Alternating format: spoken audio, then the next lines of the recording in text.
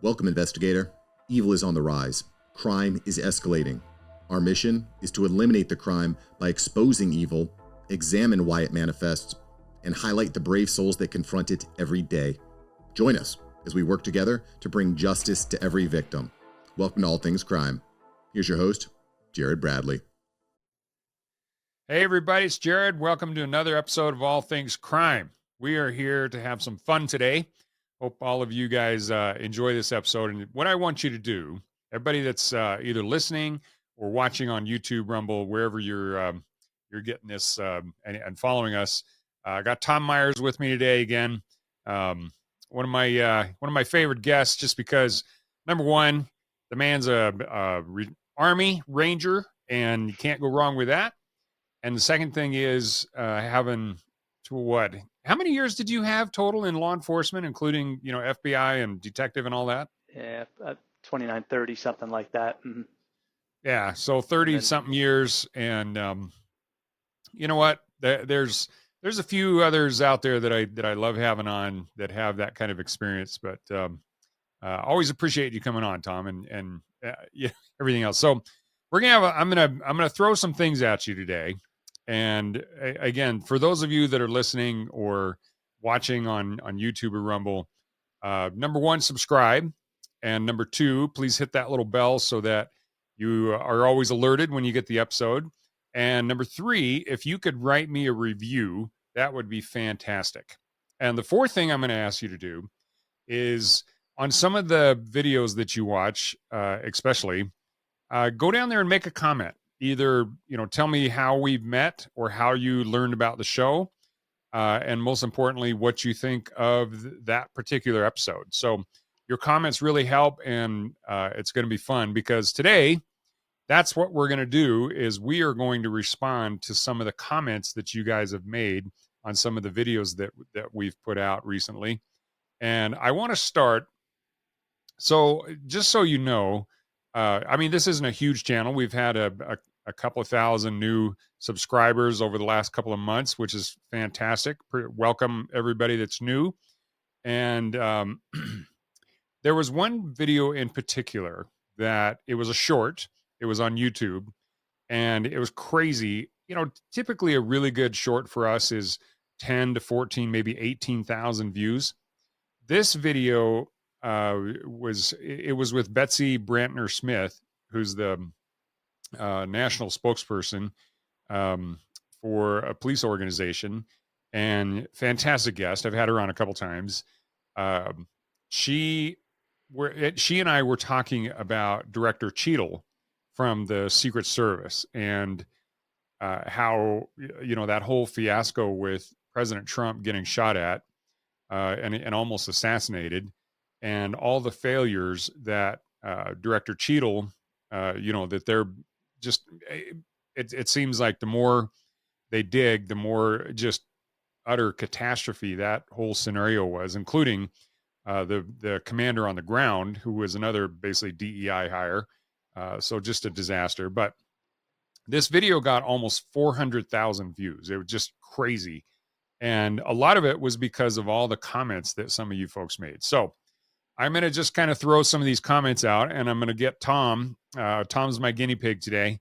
He is going to just basically respond to it. So, Tom, are you ready? I'm ready. I know Jared. This is kind of different than our standard practice here, but I think it should be fun. And all right, here we go.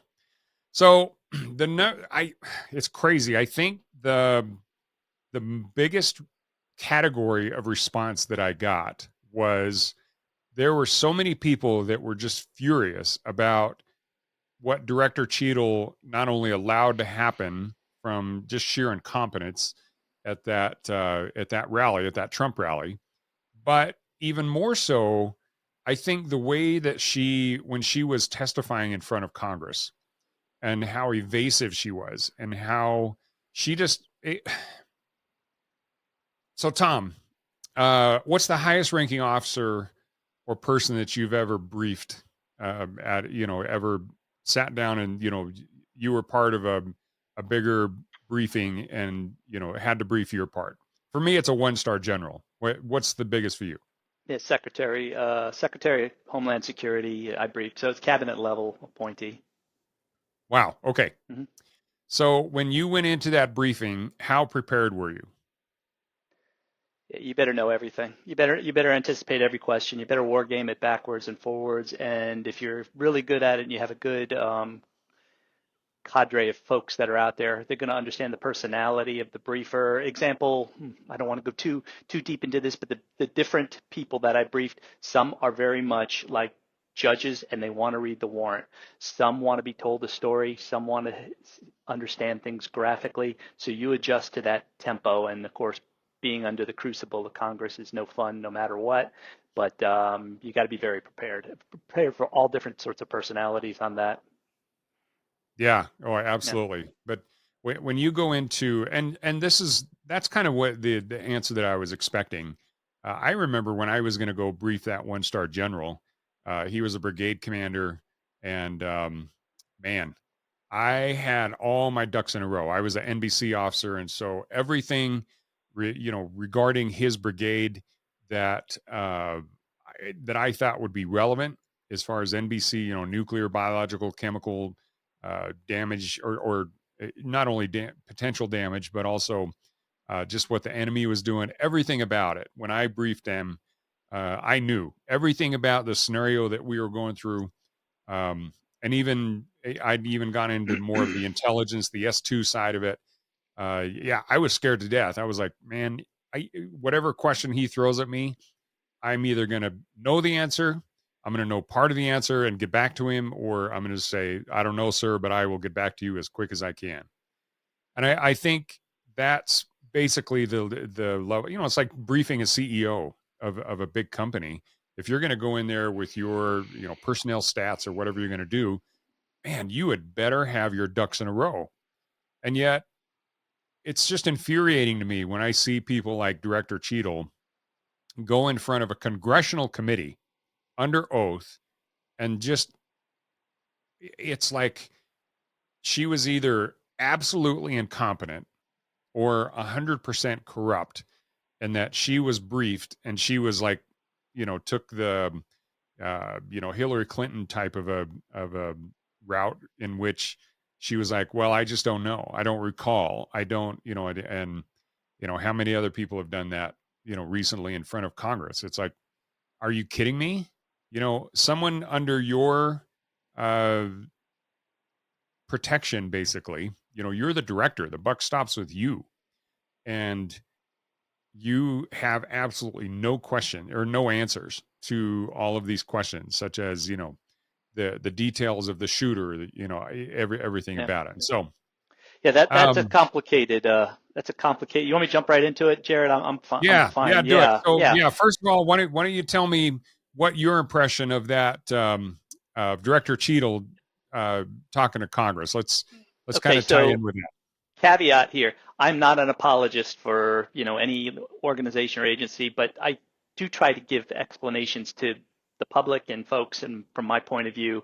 And I say that because a lot of people just get upset and they don't understand. First off the bat, and this is not to be supportive of anything like that. I'm just going to tell you what the circumstances are. So as that director, first and foremost, if somebody is trying to kill the president, that's a terrorist act. They're trying to influence government right away, right?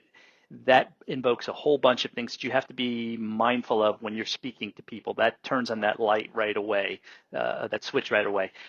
Let's take it another step. Even with that, you have to take other considerations like tactics, techniques, procedures, sensitive stuff that the Secret Service does that keeps those protection uh, protocols and those tricks and those things that they have in place to keep the president as safe as possible, a former president as safe as possible, any protectee as safe as possible, and they don't want to disclose those.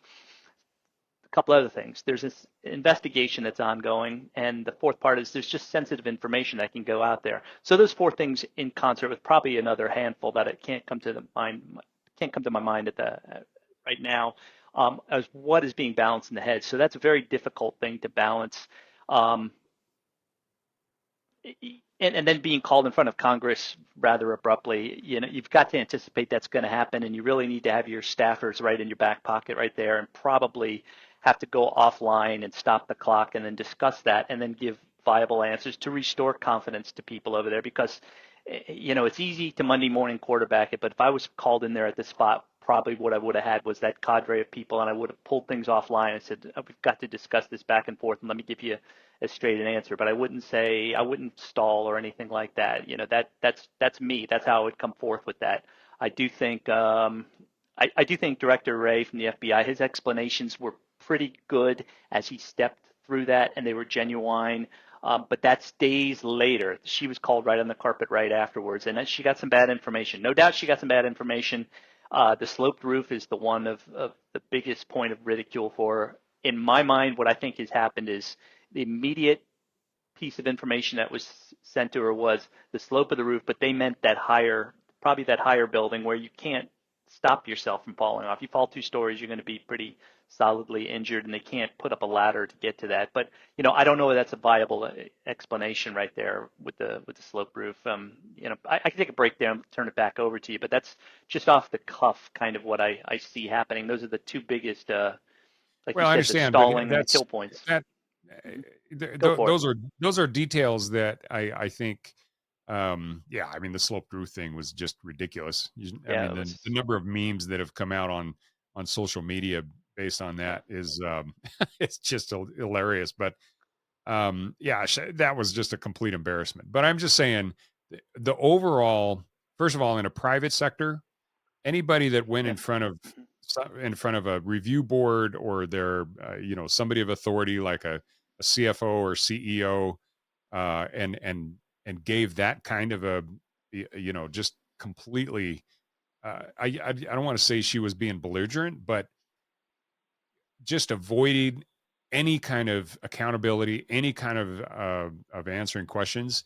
If in the private sector, she would have just been fired. I mean, they just said, you know what, if that's the best you can do in this level of assumed competence, then you're the wrong person for the job. So bye. On the government side, the fact that she finally resigned, I think was absolutely appropriate. But if Mayorkas had any intestinal fortitude, he would have fired her immediately. But okay, but the bottom line is she was a complete catastrophe, and I'm not sure how deep that incompetence goes, but there were sure a lot of people that were fired up. Now let's get back to the whole. Okay, with that laid out there, let's talk about some of these actual comments that have been made on some of these videos that have been put out, especially the ones regarding the Cheadle, because there were hundreds and hundreds of comments on there, and I think by far the biggest one was this lady deserves to be thrown in jail for treason.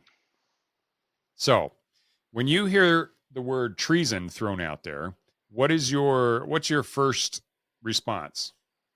Yeah, that's a strong charge to be throwing around out there. Yeah, it's got to have some kind of predication to fire a charge off at somebody like that. So it's relatively meritless. I mean, just throwing that out. People are upset, and I get that. They're upset about it. I absolutely do. And that disconnect between the police and the Secret Service out there, I mean, man, you're in charge of all that. You're in charge of all that. And absolutely. I understand. I get it. Right.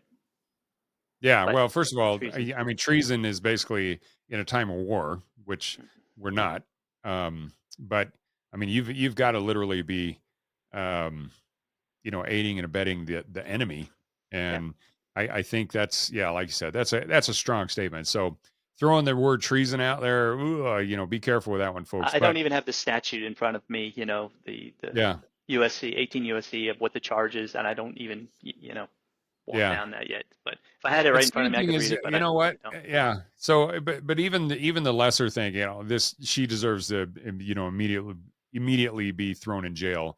And I'm like, okay, right now, especially in the political environment that we're in, there are so many people out there that on one side or the other are basically just saying, we, you know what, just throw him in jail. Whether it's throw President Trump in jail for bookkeeping errors and supposedly trying to steal the election.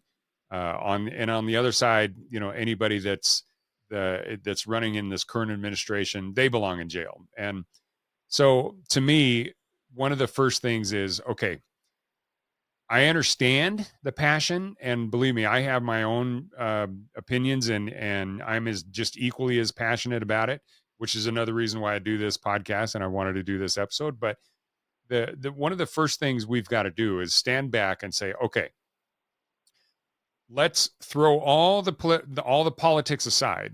What is the most important thing in order to maintain our system of justice? I want to throw that out at you. The most important thing.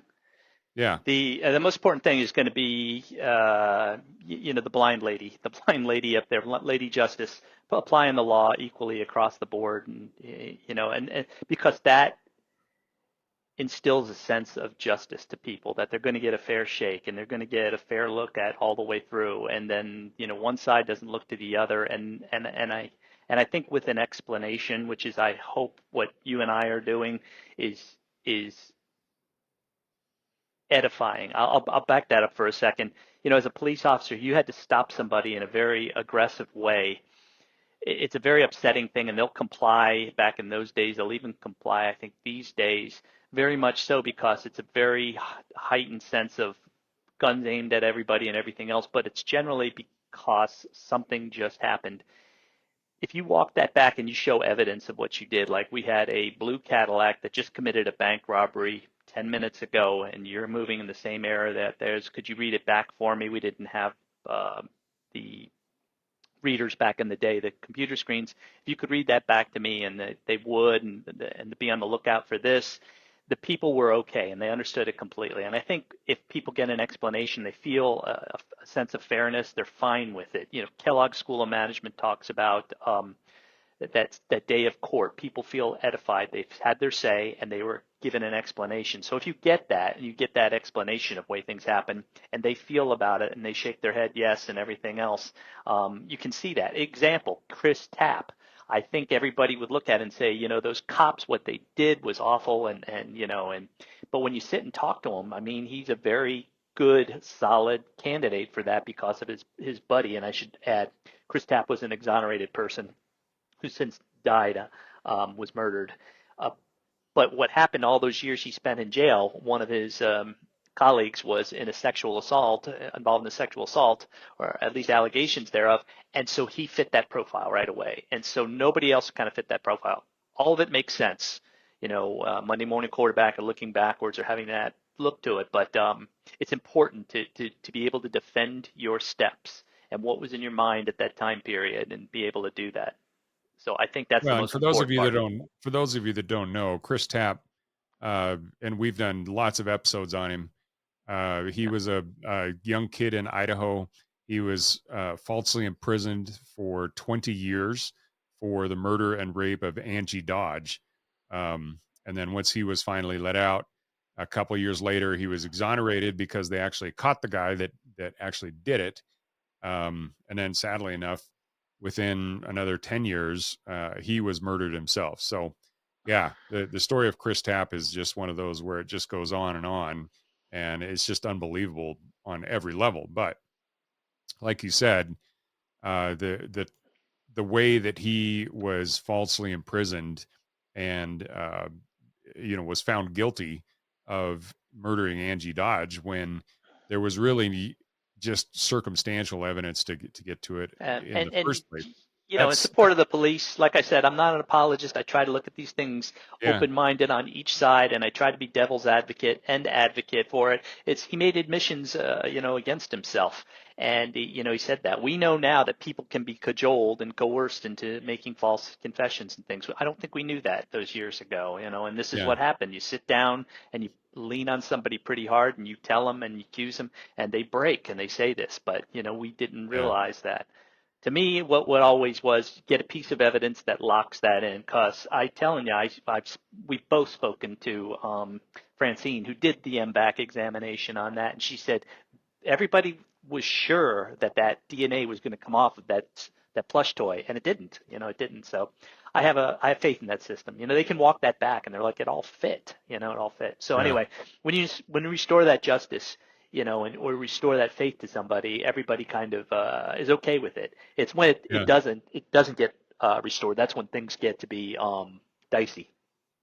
Yeah. People don't And get a fair shake. Yeah. the reason that I asked that question is because no matter what our political leanings are, or how we view a certain case or a certain event, like the Trump assassination attempt, um, ultimately the most important thing is that Lady Justice and our justice system is preserved. And so one of the problems, I think, with jumping to conclusions from it, regardless of which side you look at, one of the problems with that is it's damaging to the justice system as a whole. Now, if somebody like Chris Tapp or anybody, we've had all sorts of people on here, on not necessarily on the show, but that we've talked about where they were falsely imprisoned. I think that's horrible, and I don't ever want to see that. And I know every cop that I know hates to see when somebody is falsely imprisoned, because not only is it hugely damaging to the person that's incarcerated, obviously, but also Mm-hmm. the faith in our justice system as a whole is damaged. And to me, that long-term damage to the overall justice system is it's well, it's hard to explain, honestly, how damaging that can be to society as a whole. Our society cannot exist without a fair justice system. And there's lots of people right now that are talking about a two-tier justice system, and it just can't happen. It can't happen from either direction. And the more we throw out terms like treason and just throw them in jail and that kind of thing, um, you just can't do that.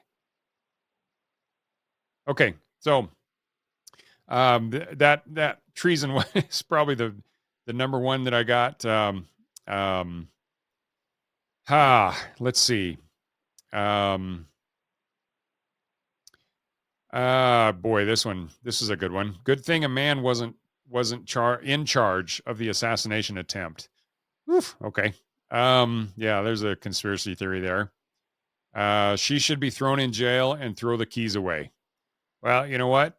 If there's an actual legit conspiracy behind all this, and it turns out that she was part of it, then yeah, there needs to be a trial, full investigation, and a trial. And if she's guilty, then okay, yeah, I'd throw away the keys. Just chime in here anytime you want, Sure. Tom, if you hear something. But the plot to kill Trump thickens as time goes by. I think Biden pulled his bid for re-election because he knows everything will eventually point towards him. Okay. All right. I'm gonna. There's also a few other. There's a few others that other episodes that we've done. Questions from it? Yeah. Here's one. Okay. Here's one. This is a different one. One of the things that this was a couple of years ago when all those riots were going on, and when I think was that summer 2020, then the summer of riots, basically, or the sounds if about you're up right. in Yeah. Seattle, that was the summer of peace, something like that. So the title of the video that we put out was how anti-police riots are destroying America. Okay, here's a comment that I want to throw out at you and get your opinion on this one. These people sign up to be cops. They know it's dangerous. That doesn't give them the right to be blank to citizens or violate citizens' rights. If they think that makes it too dangerous, quit. Yeah. Okay. So it's a tough job. It's even tougher today to have somebody antagonize you. And the things that are really dangerous is when people are playing practical jokes on the police and they have to stave off what usually used to be, responses to it. It doesn't mean getting angry responses. It means somebody's making what could be perceived as a threat to them or doing something crazy, and they make videos, and it's very funny, to some folks. But we cannot get in the habit of antagonizing the police to the point that they don't care anymore. I mean, I don't really want to have an opinion on that, but if you do that enough to them, they're going to check out. They're just going to become like that scene from RoboCop where he was so confused between all those edicts they loaded in his head that poor RoboCop didn't know what to do. I'm dating myself there, but that's kind of what we have going on right now. Is nobody is able to police, so we've turned a lot of these guys into very passive, just so they don't end up on YouTube. And nobody wants to be publicly outed or set up for scrutiny, and certainly not named in a lawsuit. And so you've neutered a lot of the proactive policing that can take place. And I'm trying to say this without too much personal opinion on that, but think about the both sides of it. That being said, how many of us when we were kids was handled brutally by the police, spoken to, where the police officer's supposed to be your friend, and you always got that one guy in the squad or the shift that can't shut his mouth and's got to be antagonistic. And if you accept that guy, well, that becomes the way. Well, it's hard to ostracize that guy when he's got your back. Go to the John Bernthal movie, the scene here from We Own the City, back in Baltimore where I worked at. I had very little to do with that case, but the gun trace task force. But as they cited him on HBO, he was very much a good cop and took care of people and everything else. Problem was, what they brought forth in the trial and everything else. He's a thief and he's stealing, and he's involved in all sorts of illegal activity. But somebody who is so productive and is so willing to jump into the fray and help other people out, that's a hard, a very hard blue line to cross over. I say that because I've seen both sides of it. I've seen the public corruption side. I've had to do some of the searches on these things, and I see the aftermath rather of these things over here. So I hear both sides, but I hate to say that 99% of police are good. It's like, man, these guys are out there trying to do a job. They really have joined for the right reason, and if they're not righteous police, they're really going to be pushed to the side. They're not going to be in the detective bureau. They're not going to be earners. And earners, I mean producers. So, that's found out pretty quickly. So as a tough position they're in right now. But I would say, give them a break. How about that? Don't antagonize them. There's a movement afoot now to give them that 25-foot space, and that's only right and proper to let them do the doggone jobs. And if you don't do that, what you're going to see, what we're seeing in the UK right now with the moped thefts that are going on, is vigilantes taking place. The other bikers are running these guys off the road because they don't want to lose their motorcycles. They don't want their insurance going up. So that's what you're going to see if we don't get it together here, folks. Yeah, well, I've said it multiple times and pretty much every guest that's a law enforcement has said it as well, where nobody hates a bad cop more than good cops. But the problem is it may take a little while for that bad cop to actually expose himself in a sense that, he's doing something corrupt or he's doing something off the wall where he snaps, something like that. But until then, he's basically, considered a good cop, and just like everybody should be considered a good person until they prove to the world that they're not. Well, in law enforcement, it's obviously just it has to be exposed eventually, but it may take some time. So some guy may be on the police force for 4 or 6 years, and then finally he runs into a situation where he just can't handle it and he snaps. And then that's when they realize, this guy shouldn't be a cop. So, but they'll eventually find him. And unfortunately, a lot of times the repercussions of that person snapping are huge. And somebody's thrown in jail that's innocent. Something really dramatic happens. I like that. What was that cop? I think up in Minneapolis that the lady was running up to the police vehicle to basically report a robbery or something. and the cop was, I think he was out of Somalia.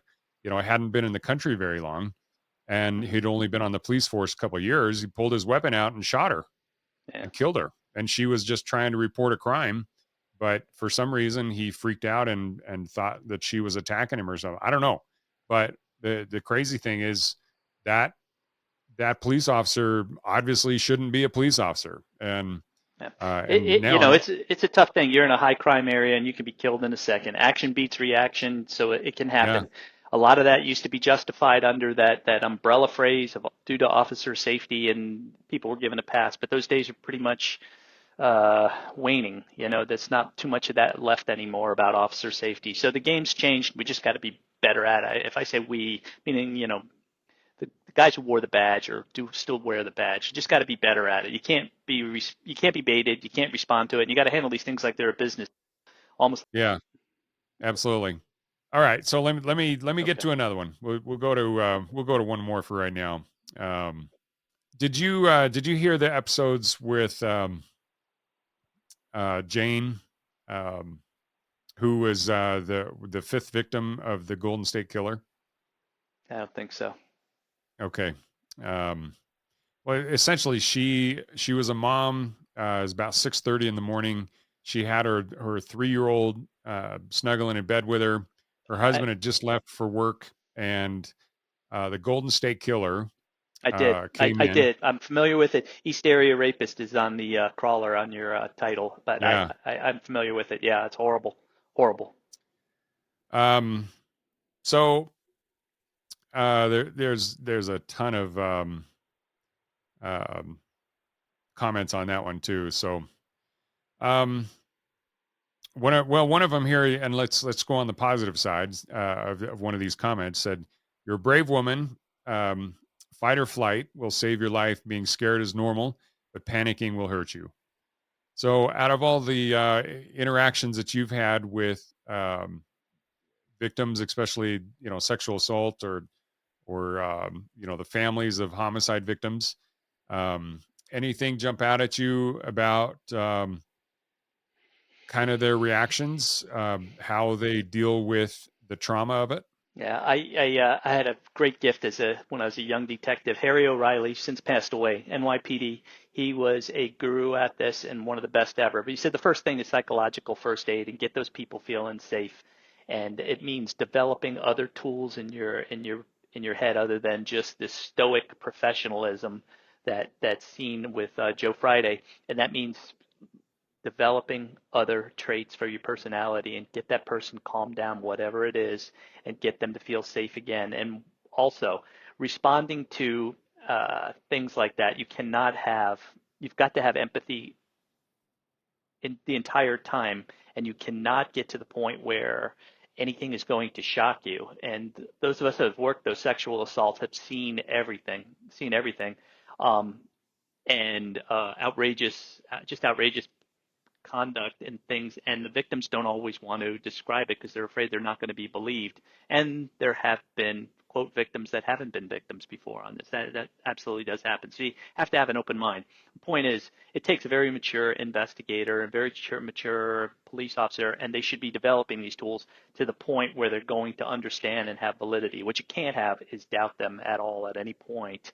until you need to have that other type of conversation. But if the person's mentally ill or they're lying about it, you're probably going to make it worse by confronting them and just cutting short something or something like that. Let them prattle on. They're going to talk themselves into a terrible tangle. They use a quote from a movie, but they're just going to talk to themselves to the point where there's no veracity there to it.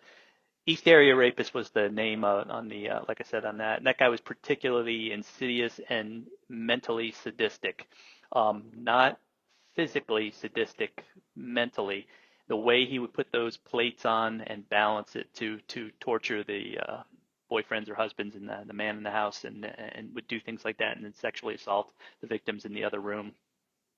And it was just done to mentally to twist that person. It wasn't to cause tumult and trouble in the family the entire life, because you've demeaned, you've humiliated that husband, and they have to live with that. Panic you do whatever you can to survive, man. And I can't tell you what the right circumstances are. Left, right, aim.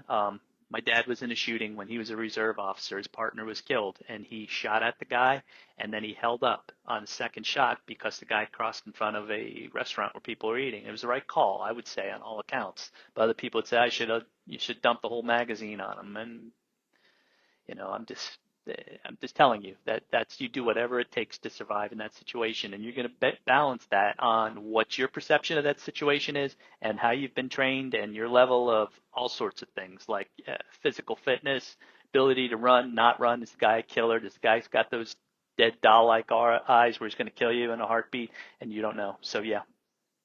Yeah, absolutely. All right, here's another one. So the title of the video was a tense cop standoff. Basically, the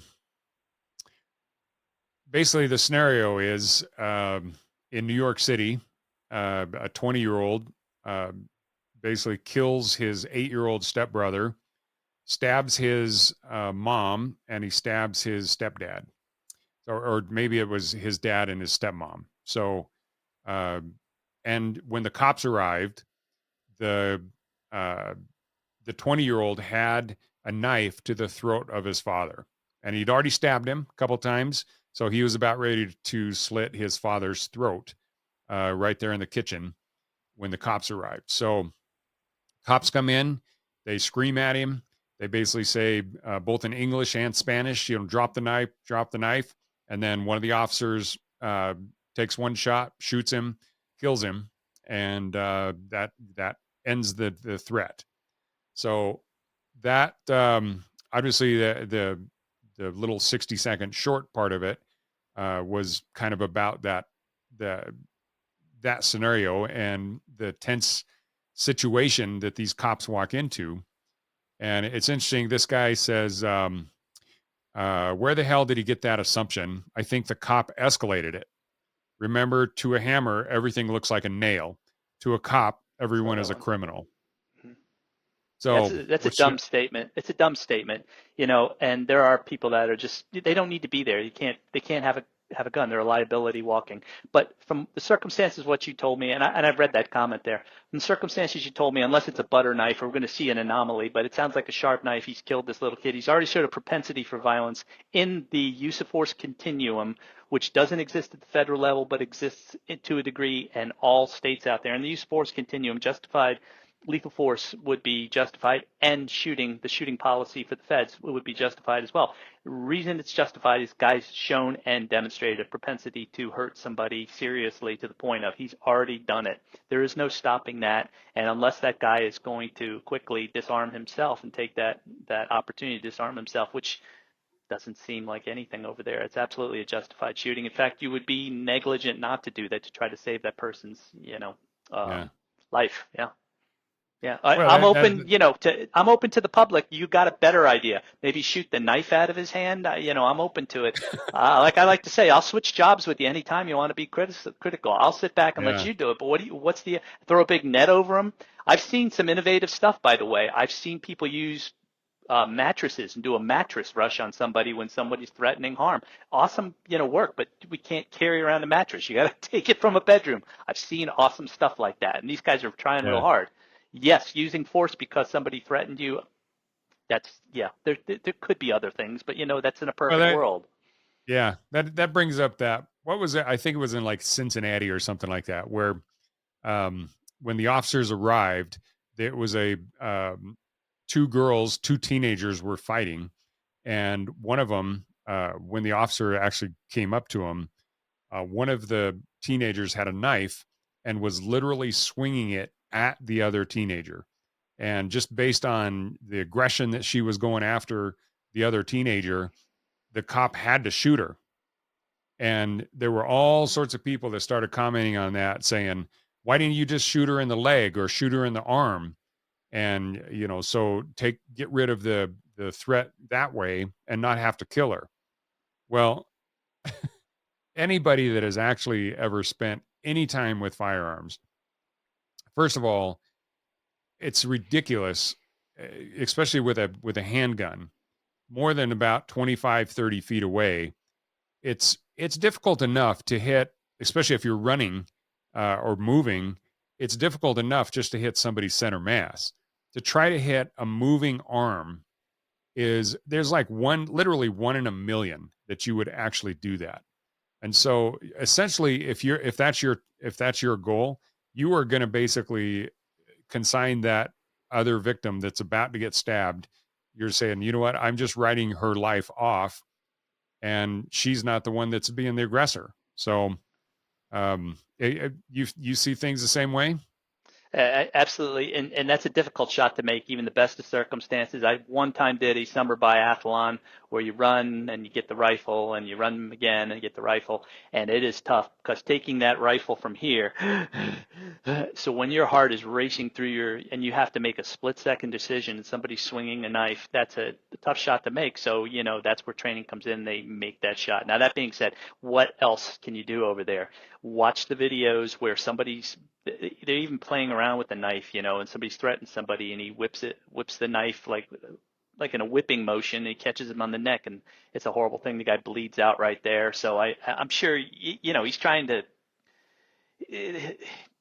cut him enough to get him away from him, but he kills these, and there's multiple ones like that. So it's a dangerous weapon, and that's not counting, that's what can be done just accidentally, and somebody's really meaning force. So you've got to use deadly force at that point. That person has shown the propensity to use deadly force over there. And I mean, when you announce your presence and you announce it verbally and loud, you better listen to the police. That's what's the remedy for that? What's the remedy for that victim in that case? Like, I didn't want to shoot her. She didn't seem to be that much. Now you have a dead child over here is possibly a victim, certainly unarmed, but I don't know. When I would respond to those things, I'd put them off I'd yell at when there was a fight going on. I'd say, next person swings is going to get, impact weapon. And that usually got their attention. In this case, you've elevated that significantly. So there's no fix for that except deadly force. Like I said, I'm open to suggestions. You want to use a fired bolo or from Running Man the movie and fire a net at somebody? I'm open to it, But how much stuff can people carry on their vests now? And maybe they have it. Maybe they have it. That'd be great if they did. But Yeah, I mean, these and there are mentally ill people that have that out there, and I get that. I wish there was a better way of handling that. And if they're not harming anybody, man, hit them with the net system or the bolo system. I've seen happen, and that might save some lives from that. Taser, something like that. Yeah, less than lethal force, but. Yep. I mean, literally, when this guy's running up on the situation, that's different. That's different. Teenager, that's the use of force continuum. You're explaining in that use of force continuum where you're explaining that level, that threat, and there's all sorts of indicators. There's 5 or 6 indicators across that, and that you have. And now a lot of it is, your fitness, their ability to. That person is 7 feet tall. I'm a diminutive 5 feet. I'm 60 years old, whatever you want in between, and somebody's going to take that on versus, police officers, a jiu-jitsu black belt who's able to handle himself or herself very well over here, and this is a small child, has no deadly weapon. That's a very different situation, but, for everything you're telling me. But, yeah, no, a knife equals everything. A gun can be fired by anybody. That's a bullet launching system right there. Yeah, no, absolutely. All right, brother. Well, listen, I know just kind of threw this out at you, and I appreciate you just responding and jumping in. But you know what? For all of you out there, if you've got different opinions than what we've been talking about here, then let us know, and we will address those at a future date in a different podcast. But I just thought I'd take today and throw this out there and just try to answer some of the questions. Let all of you know that I try to get to every single comment. I was completely overwhelmed with that one video that the hundreds and hundreds of comments. So eventually I'll try to get to all of them. But if you leave a comment, then especially on a video that we're putting out right now, I promise I will get to it. And we appreciate you, all of you that are listening out there.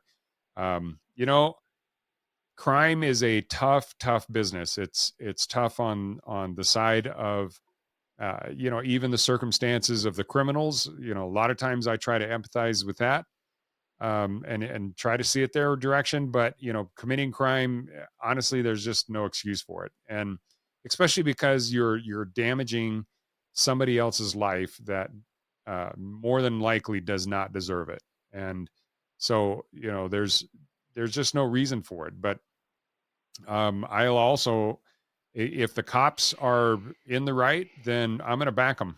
And I hope you guys do too. So, all right, Yeah, Tom. I'll leave you with this, Jared, before you hang up. Yeah, I've only I know. known a few really battle-hardened guys, I mean that were in war, that having to drop the hammer and kill somebody did not affect them, or at least they were conditioned because they had done that before. But that takes a terrible toll on somebody in having to kill that person. That will give, that changes that police officer for the rest of their life, and whether they want to admit it or not. So it's a horrible thing that they have to do, and I've seen them leave police work after that. They've just lost. It became very real very quickly. So nobody wants to do that. So you know what? If somebody has a solution or a suggestion, beanbag guns, Play-Doh shooting guns. I've seen that in the past, and they brought up over time. But like I said, invent it, come up with a solution, and recommend it, test it, field it. And again, there's a use of force continuum for that reason. Change the law, talk to your congressman, and do that if you have better ideas in doing that. So over the years, the taser or the dart firing device, what they call it in Florida, that they have the use, but you can make that situation worse and make it more dangerous because the police officer has to close that distance, and somebody can close that distance very quickly. They rip that taser right out of their chest, and it has happened. Oh yeah. Yeah, especially if there's any kind of drugs or something involved. When they're hyped up on some of these drugs, man, taser just isn't going to stop them. Mm-hmm. So, yeah. All right, I appreciate it, Tom. Great, sounds good, Jared. Good talking. Good discussion. Okay, right. Talk to you later. You got it, bud.